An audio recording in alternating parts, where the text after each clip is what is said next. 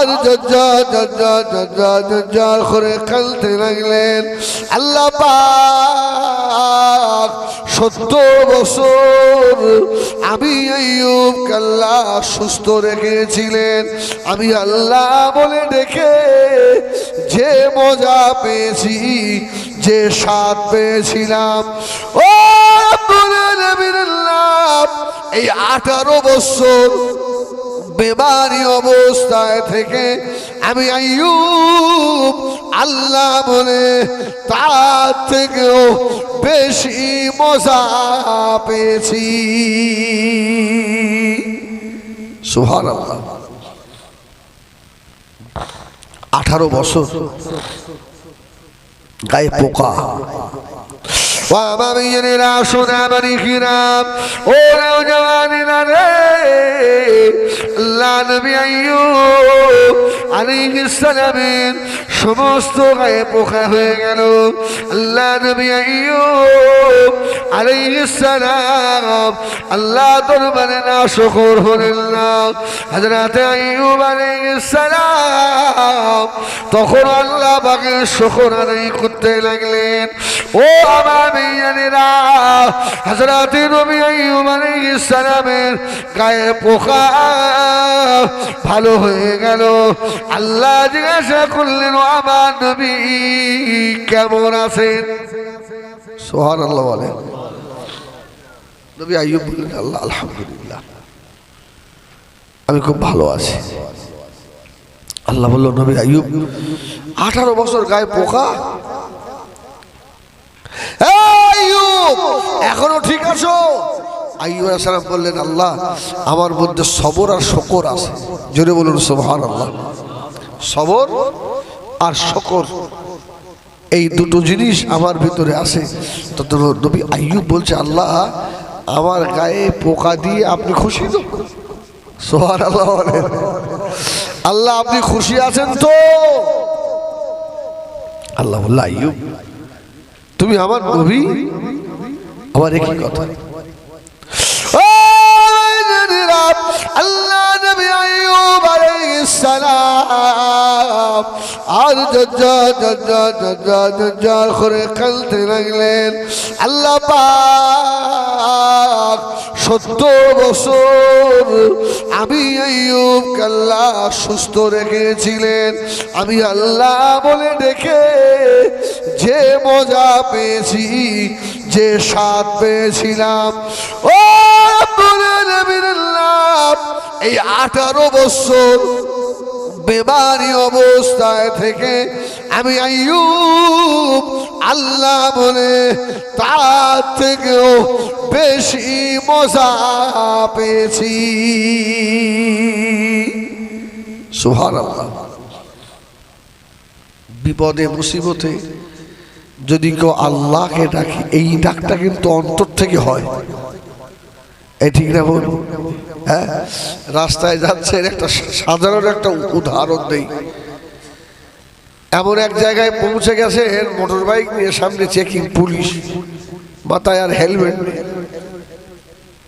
আল্লাহ আল্লাহ বাঁচাও, আল্লাহ আল্লাহ যেন আমার চেকিংটা না হয়। কি এই ডাক কিন্তু আলাদা। আপনার বিবি কঠিন অসুস্থ, ডাক্তার বলে যার বাঁচবে না, তো ডাক্তারখানাতে বাড়ি এসে 2 রাকাত নামাজ পড়ে হাত তুলে হাও হাও করে কাঁদছে। আচ্ছা বলেন, সুস্থ অবস্থায় আল্লাহকে ডাকা আর আজকের আল্লাহ ডাকা দুটো সমান হবে? ও আমাদের সোনামানিকেরা, আমাদের বিপদে মুসিবতে সব সময় আল্লাহ শুকর আদায় করা, সবর করে। আল্লাহ নবী দিন দুনিয়া বাদশাহ হাবিবুল্লাহ জনাবে মুহাম্মদুর রাসূলুল্লাহ সাল্লাল্লাহু আলাইহি ওয়াসাল্লাম আল্লাহ নবীর কলিজা টুকরা সাহাবিয়া ভীষণ অসুস্থ, বেমারি, উঠতে পারে না, বসতেও পারে না, শুয়ে শুয়ে নামাজ আদায় করে, শুয়ে শুয়ে খাওয়া খায়।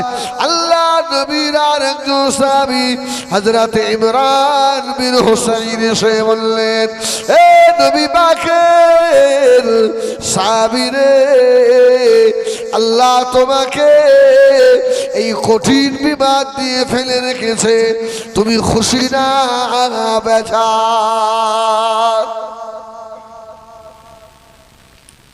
রাসূলুল্লাহ সাহাবী বললেন, এ ইমরান বিন হুসাইন, আল্লাহ আমাকে এখনো হায়াতে রেখেছেন, এর জন্য আমি আল্লাহর দরবারে শুকর আদায় করি। জোরে বলুন সুবহানাল্লাহ। মানে এত অসুস্থ, নড়াচড়ার ক্ষমতা নেই, তাতেও তুমি আল্লাহর শুকর। সুবহানাল্লাহ বলে। আর আমাদের ওই শুকর আছে? আরে আমি আপনাদের বলছি না, আমি হিজবুল্লাহ আমার কথাটা বলছি। আল্লাহ না করেন এখন তো প্রত্যেক দিন 2-3টে করে জলসা, এক্ষুনি যদি আমার কঠিন জ্বর হয়ে যায়, আমি কি আল্লাহ তোমার চোখে কিচ্ছু নেই, এতগুলো টাকা আরে এত দাম সব মিস। এই যেটা বাস্তব সেটাই বললাম। আমার দিলে সকরকম সব রকম। তো হুসাইন বিন ইমরান বলছে, নবীর সাহাবী তোমার শরীর অবস্থায়,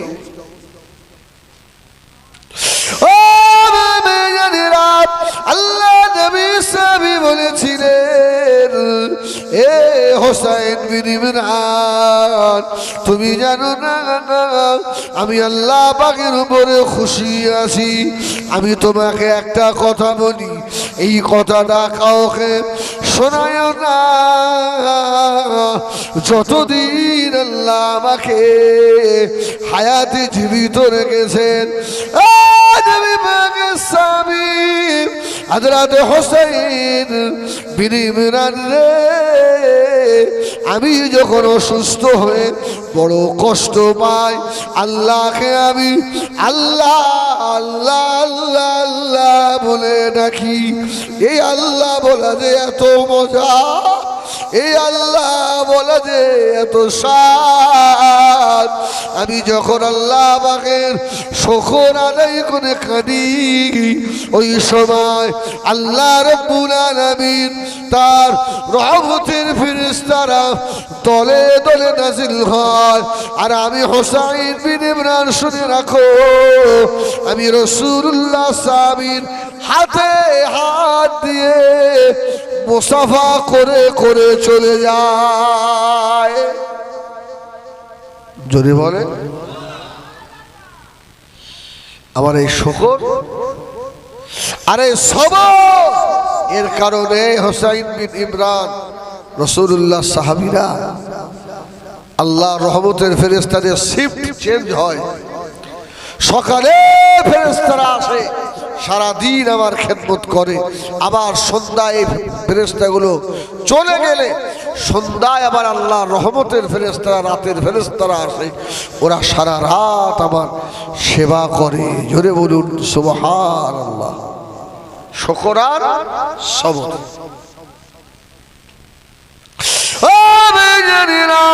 নবী আমার দিন দুনিয়া বাদশাহ হাবিবুল্লাহ জনাবে মুহাম্মদুর রাসূলুল্লাহ সাল্লাল্লাহু আলাইহি ওয়াসাল্লাম আল্লাহ নবীকে ভালোবাসেন, শুকর আদায় করেন, সবর করেন। অনেকে আল্লাহ নবীর সুন্নতকে আঁকড়ে ধরেছে বলে সমাজেও হে প্রতিপূর্ণ হয়। অনেক বিবিরাও তাদের স্বামীদেরকে দেখতে পারে না, এমনও মেয়ে দুনিয়ায় আছে না? নাই, আছে না? মেয়েকে বিয়ে দিয়েছে বাবা একটা হাফেজ সাহেব ছেলে দেখে, এক মুখ দাড়ি, বাবা ওর তো চয়েস হয়, আছে না? এরকম প্রমাণ আমার কাছে অনেক কটা আছে। লাস্টে মদ খোরের সঙ্গে বিয়ে, রাসূলের সুন্নতের সঙ্গে বেয়াদবি, সুন্নত সহ্য করতে পারিনি, মদ খোরের সঙ্গে বিয়ে। কয়েকটা আলেম সমাজে আমরা অস করে বেড়াচ্ছি, এর মধ্যে কয়েকজন আলেমের দুটো তিনটে করে বিয়ে খবর রাখে। তাহলে তুই এই মুল সাহেবগুলো সমাজচরিত্র ভালো না, একটা বিয়ে করে নিতে হয়, তো দুটো তিনটে বিয়ে করে কেন? ভালো করে খবর নিয়ে দেখেন কে দেন। ওই রোগ ঢুকিয়ে স্বামী দাড়ি সহ্য করতে পারে না, ও একটু যাবে হাটের বাজারে, বলি সাহেব তো বাধা দিচ্ছে, যাওয়া হবে না, তো সংসার আর করবো না, এক করে চলে যান। ও বাবা মেয়েরা শোনা মানিকেরা, আল্লাহ আল্লাহ রসুলের যদি হতে হয় সবর আর শকর আদায়ের সঙ্গে সঙ্গে আমার রাসূলুল্লাহর সুন্নাতগুলোকে নিজের জীবনে বাস্তবায়িত করুন। আল্লাহ নবীর কলিজা সাহাবী হযরত ওমর ফারুক রাদিয়াল্লাহু তাআলা আনহু, আল্লাহ নবী ইন্তেকাল হলেন, হযরত আবু বকর খলিফা, হযরত আবু বকর ইন্তেকাল হলেন, হযরত ওমর ফারুক খলিফা, হযরত ওমর আল্লাহ নবী সাহাবীদের নিয়ে একটা জায়গায় বসেছিলেন। হযরত ওমর মাটির উপরে হাত বোলাচ্ছিলেন, আর ওই হাতটাকে নিয়ে বারবার চুমা খাচ্ছিলেন। হযরত ওমরের দুটো চোখ দিয়ে পানির টোসা গড়িয়ে যাচ্ছিল। আল্লাহ নবী সাহাবীরা জিজ্ঞাসা করলেন, ও হযরত ওমর খলিফাতুল মুসলিমিন, কি হলো আপনার? মাটিতে হাত লাগান, আবার হাতটা তুলে চুমা খান কেন? আরে এই মাটিতে কি আছে তা আপনি হাত লাগাচ্ছেন আর চুমু খাচ্ছেন? ও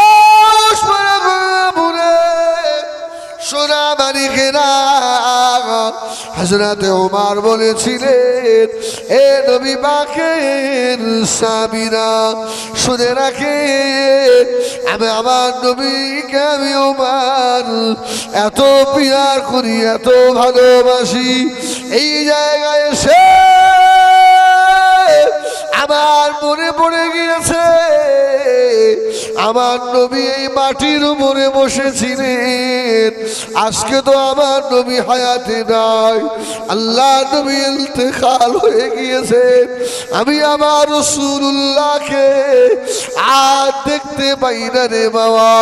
আল্লাহ নবীর মাজারের দিকে তাকিয়ে তাকিয়ে পাগলের মতো কাঁদি, আমার নবীকে আর পাই না। আজকে আমার মনে পড়ে গেছে আল্লাহ নবী এই মাটির উপরে বসতেন, ওই জন্য আল্লাহ নবীর বসাকে মনে করে ওই জমিনের মাটিটা ধরে ধরে আমি ওমর চুমা খাচ্ছি।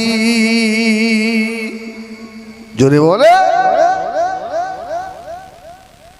রাসূলের ইত্তেবা।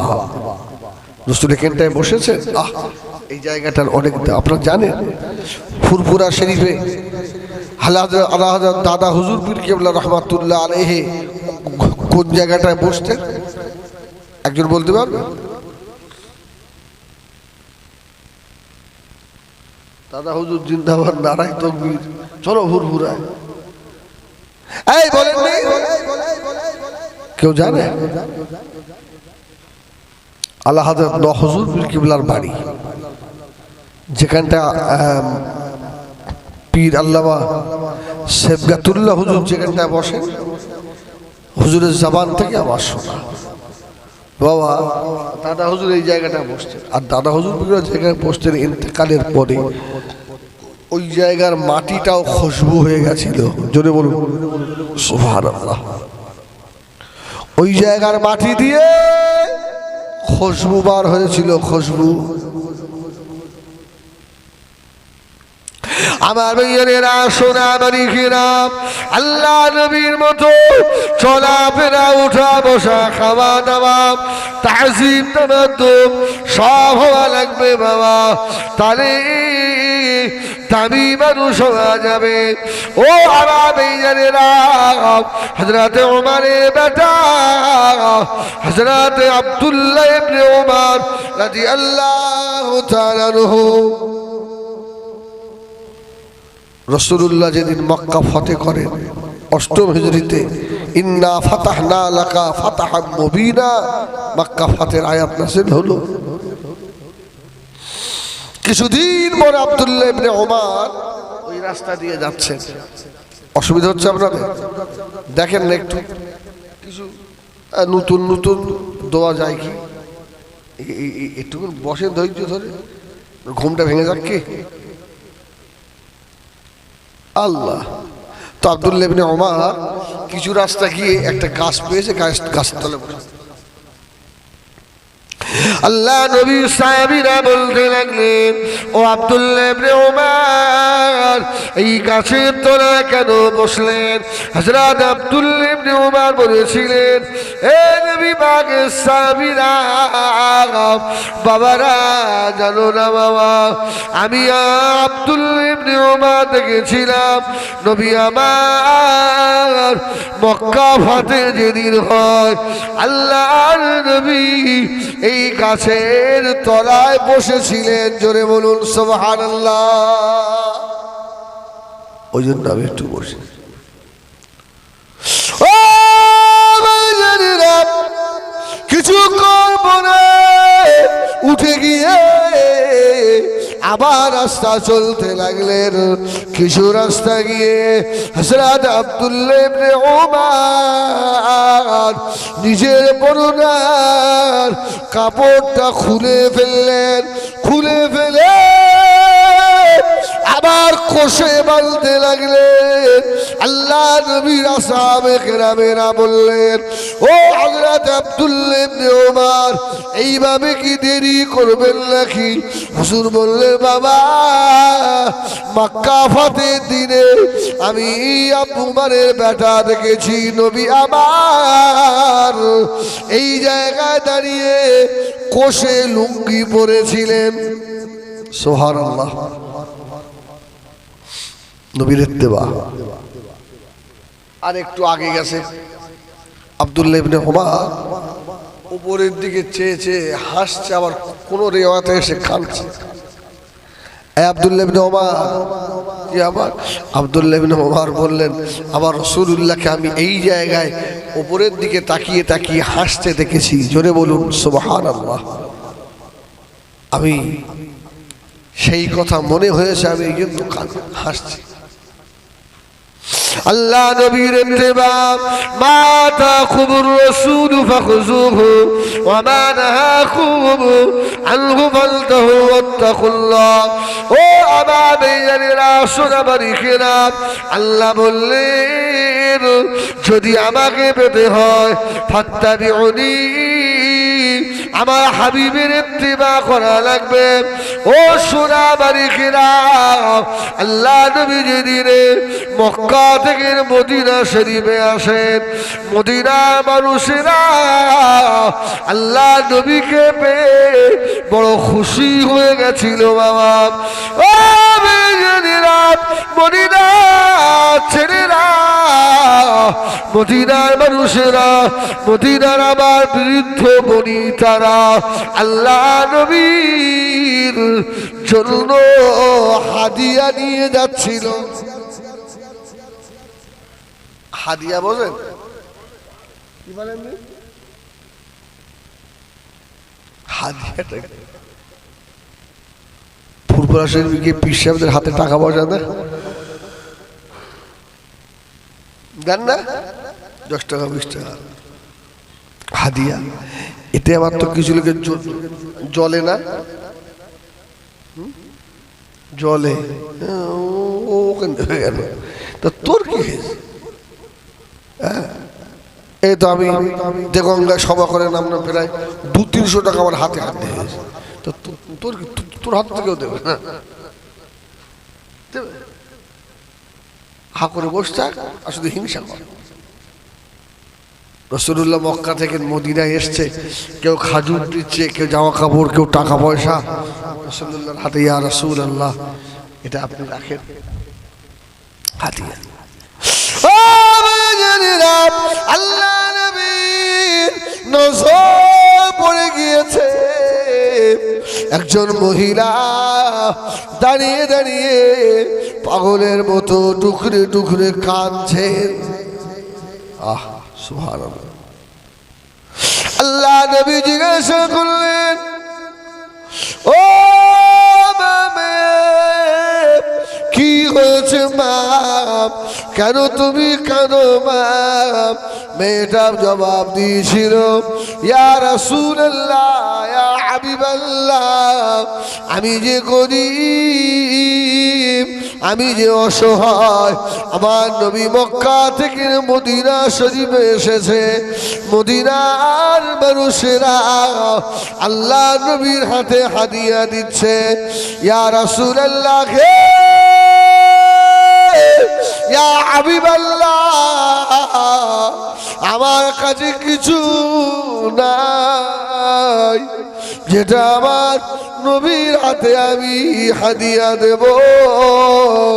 আল্লাহ নবী বললেন, ও বাবে, ও উম্মে সুলাইম, কেঁদো না মা, তুমি গরিব মানুষ, কি দেবে আমাকে?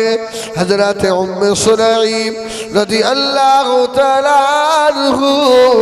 আনহা আল্লাহ নবীর সম্মুখে দাঁড়িয়ে ছোট একটা বাচ্চার হাত ধরে আল্লাহ নবীর সম্মুখে দাঁড়িয়ে বললেন, ইয়া রাসূলুল্লাহ, ইয়া হাবিবাল্লাহ, আমি উম্মে সুলাইম, দেওয়ার মতো আমার কাছে কিছু নাই, আমার এই বাচ্চা ছেলেটা আমি আমার রাসূলুল্লাহ খেদমতে দিয়ে দিলাম।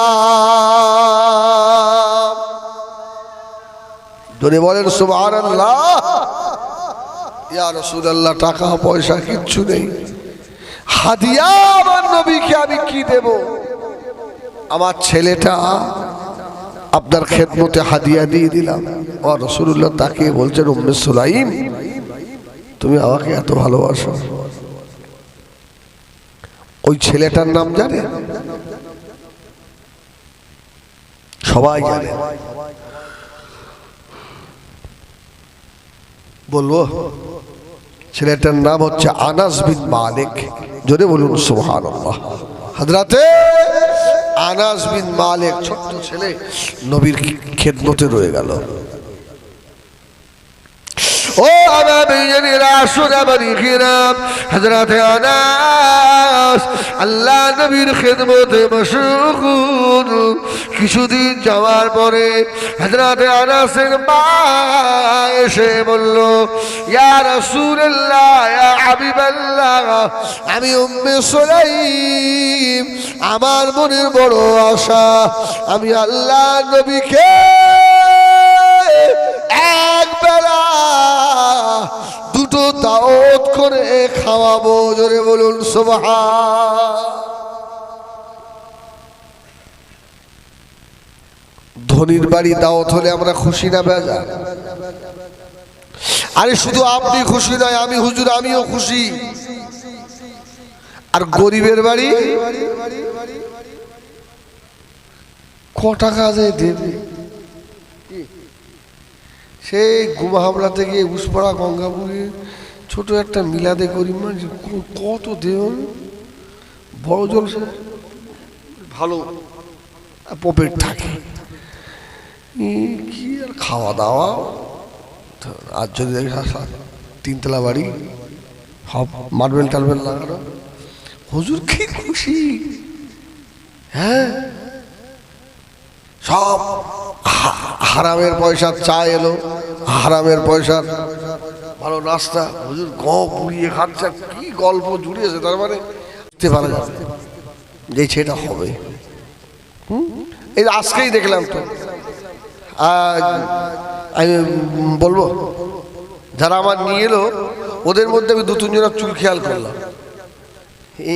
এখান থেকে সব নেড়া, এইখানটায় চুল। যেন মনে হলো জুতো খুলে একটা দিয়ে। আমার তখন ঘুমিয়ে ধরছে, ঠিক দেখছি না ভুল দেখছি, কিছু বলিনি।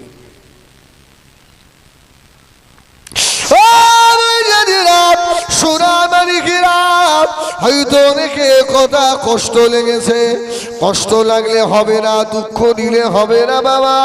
হযরত আনাস বললেন, ইয়া রাসূলুল্লাহ, ইয়া হাবিবাল্লাহ, কিচ্ছু চাই না, ওই দস্তরখানটা দেন।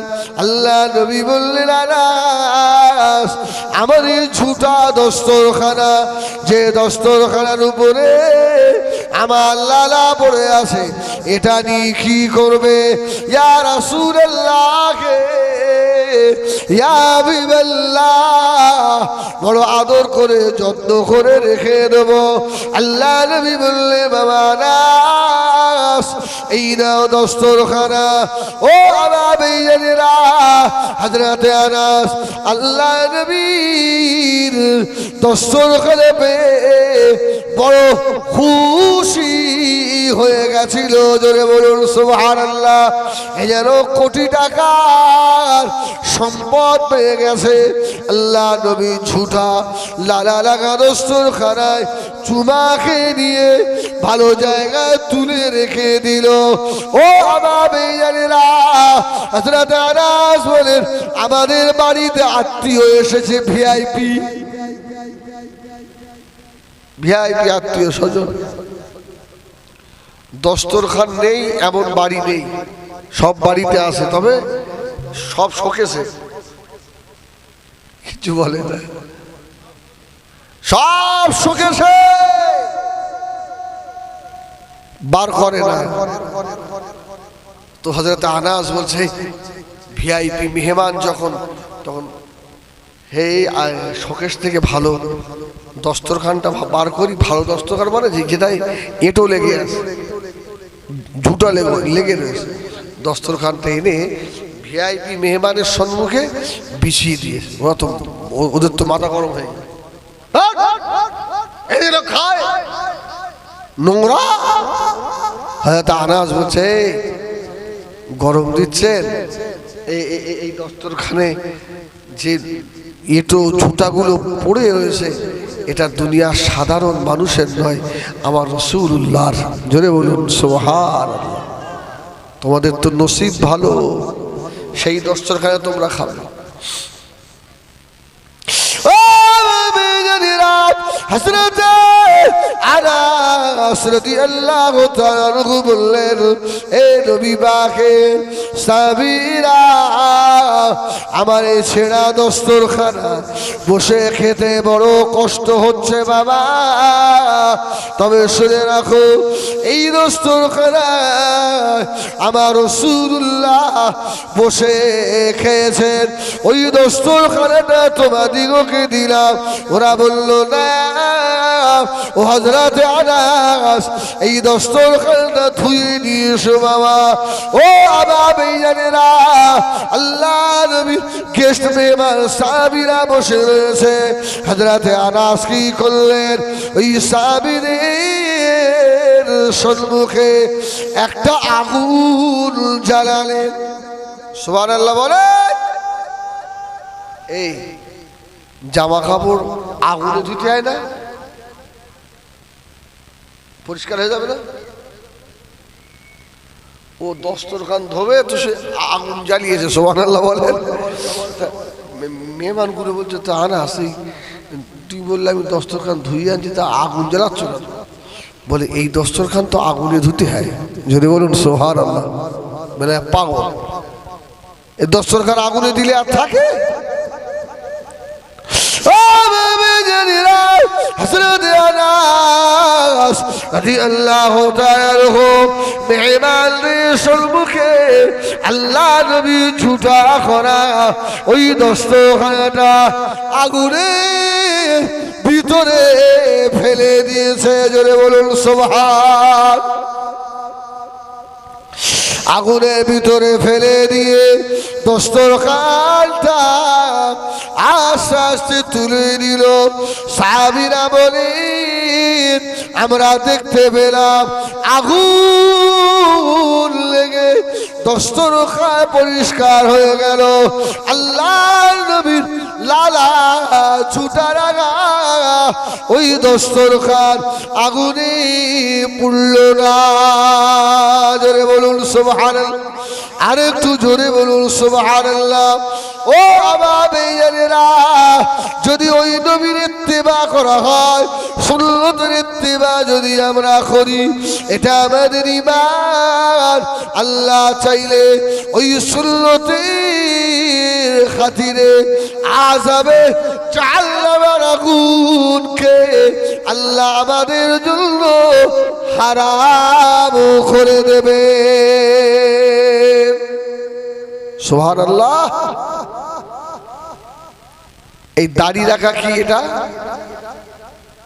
এই জোরে বড় দাড়ি রাখা কি? বসিরাট আল্লামা হুজুর লিখেছে ফরজ। কেন তুই আবুল খায়ের, এই শোনো, বলেন আলহামদুলিল্লাহ। একবার তকবীর দেন দিন জোরে, নারায়ে তাকবীর। এতো আলহামদুলিল্লাহ জোরে দেন না, নারায়ে তাকবীর। দাড়ি এমন একটা সুন্নাত, আদম নবী থেকে মুহাম্মদুর রাসূলুল্লাহ পর্যন্ত সব নবীদের দাড়ি ছিল। জোরে বলুন সুবহানাল্লাহ। আরে নবীর নামে সালাম পড়ে পড়ে পাগল, আর সভা দিতে তো একদম ওস্তাদ, আবার সভা সেক্রেটারি, একটা দাড়ি নেই, সব শেষ। এমন সদস্য আছে জলসার, এ আছে